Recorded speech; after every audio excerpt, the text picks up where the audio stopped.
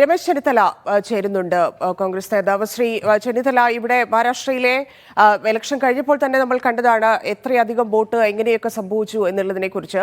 ഇന്നിപ്പോൾ രാഹുൽ ഗാന്ധി പാർലമെന്റിൽ കടന്നാക്രമിച്ചിരിക്കുന്നു, കൃത്യമായ വിവരങ്ങളെല്ലാം പങ്കുവെക്കുന്നുണ്ട്. പക്ഷേ അതിനെ ഭരണപക്ഷം അവിടെ എതിർക്കുന്നത് നമ്മൾ കണ്ടതാണ്. എന്ത് സംഭവിച്ചു എന്നാണ് കോൺഗ്രസിന്റെ വിലയിരുത്തൽ മഹാരാഷ്ട്രയിൽ? അവിടെ രണ്ട് കാര്യങ്ങളാണ് സംഭവിച്ചത്. ഒന്ന്, തെരഞ്ഞെടുപ്പിൽ കഴിഞ്ഞ പാർലമെന്റ് തെരഞ്ഞെടുപ്പിൽ അവിടെ വൻപിച്ച വിജയം ഇന്ത്യ സഖ്യത്തിന് ലഭിക്കുകയുണ്ടായി. അത് MVA മഹാവികാസ് അഘാടി എന്ന പേരിലാണ് മത്സരിച്ചത്. അതിനുശേഷം 45 ലക്ഷം വോട്ടർമാരെ പുതുതായി ചേർത്തു എന്നാണ് ഇലക്ഷൻ കമ്മീഷൻ പറയുന്നത്. ഞങ്ങളെ സന്ദർഭത്തിൽ അതിനെതിരായി നിരവധി പരാതികൾ നൽകിയാണ്. ഒരു പരാതി സ്വീകരിച്ചില്ല, ഒരു പരാതിക്കും നടപടി ഉണ്ടായില്ല. സാധാരണഗതിയിൽ മഹാരാഷ്ട്രയിൽ ഓരോ വർഷവും പുതുതായി ചേരുന്നവരുടെ എണ്ണം 9 ലക്ഷമാണ്. അതൊരു വർഷത്തിൽ ഇത് 3 മാസം കൊണ്ട് തന്നെ 45 ലക്ഷം വോട്ടർമാരെ ചേർത്തു. അത് തെളിയിക്കുന്ന എന്താണ്? വൻതോതിലുള്ള കൃത്രിമം വോട്ടർമാരെ ചേർക്കുന്ന കാര്യത്തിൽ ഉണ്ടായി.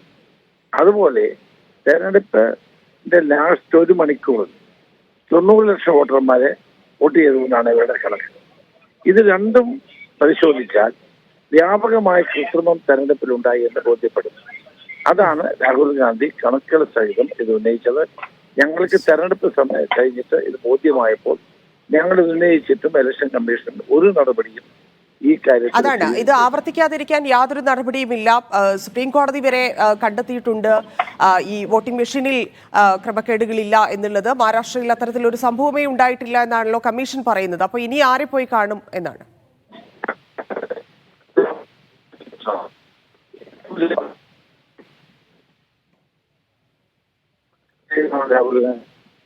ഞങ്ങൾ വളരെ ശക്തമായ പഠനം നടത്തിയ ശേഷമാണ് ഇത് ഞങ്ങൾ മുന്നോട്ട് വെക്കുന്നത്. പക്ഷെ ഇത് ആരോട് പറയും? എവിടെ പോയി നീതി കിട്ടും?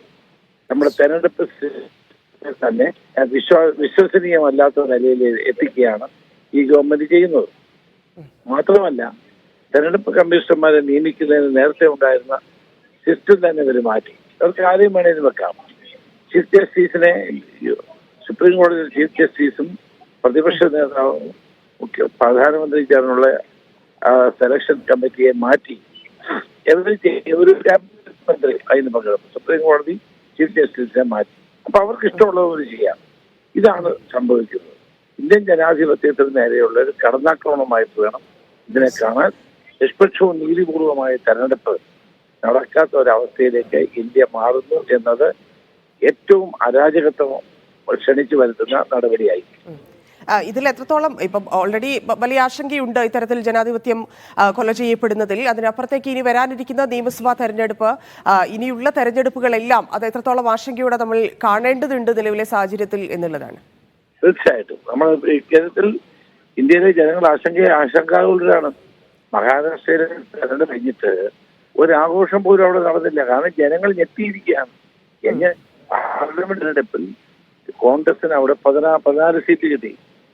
അസംബ്ലി 288 സീറ്റുള്ള അസംബ്ലി ഞങ്ങൾക്ക് ആ 16 സീറ്റാണ് കിട്ടിയത്. ഇതെങ്ങനെ വിശ്വസിക്കും? ഞെട്ടിച്ചിരുന്നു അല്ലേ? എല്ലാത്ത ആൾക്കാരുടെ ബിലീവ് തോറ്റു തന്നെ വിചാരിക്കുക. ഇങ്ങനെ നോക്കാനുള്ള കാര്യം എനിക്ക് മനസ്സിലാവുന്നില്ല. അതാണ് വ്യാപകമായ ക്രമക്കേടാണ് തെരഞ്ഞെടുപ്പിൽ ഉണ്ടായിട്ടുള്ളത്. NCPക്ക് 10 സീറ്റ് പാർലമെന്റിലുണ്ട്, അസംബ്ലിയിലും അവർക്ക് 10 സീറ്റാണുള്ളത്. എങ്ങനെ അത് 90 സീറ്റ് മത്സരിച്ചവരാണ്. അപ്പൊ ഇത് അവിശ്വസനീയമായ തെരഞ്ഞെടുപ്പാണ് മഹാരാഷ്ട്രയിൽ. ഇതിലിനി എങ്ങനെ പ്രതിഷേധിക്കാമെന്നാണ് ശ്രീ ചെന്നിത്തല നമ്മൾ ആലോചിക്കുന്നത്. അതാണ് നമ്മൾ ഗൗരവമായി ഇന്ത്യയിലെ എല്ലാ രാഷ്ട്രീയ പാർട്ടികളും ആലോചിക്കേണ്ട ഒരു കാര്യമാണ്.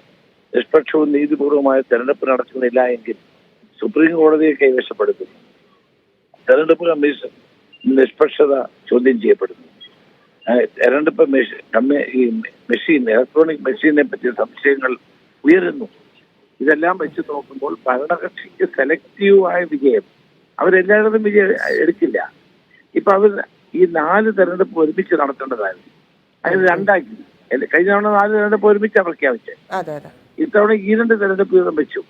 എന്നിട്ട് ജമ്മു കാശ്മീർ നമുക്ക് തന്നു, ഹരിയാന എടുത്തു, ജാർഖണ്ഡ് നമ്മൾ ജയിച്ചു, ഇപ്പുറത്ത് മഹാരാഷ്ട്രയിൽ പോയി. ഇതാണ് ഇവർ സെലക്റ്റീവായിട്ടുള്ള രീതിയിലാണ് ഇവർ വിജയങ്ങൾ തട്ടിയെടുക്കുന്നത്. ഇത് വളരെ ആസൂത്രിതമായ നീക്കമാണ്.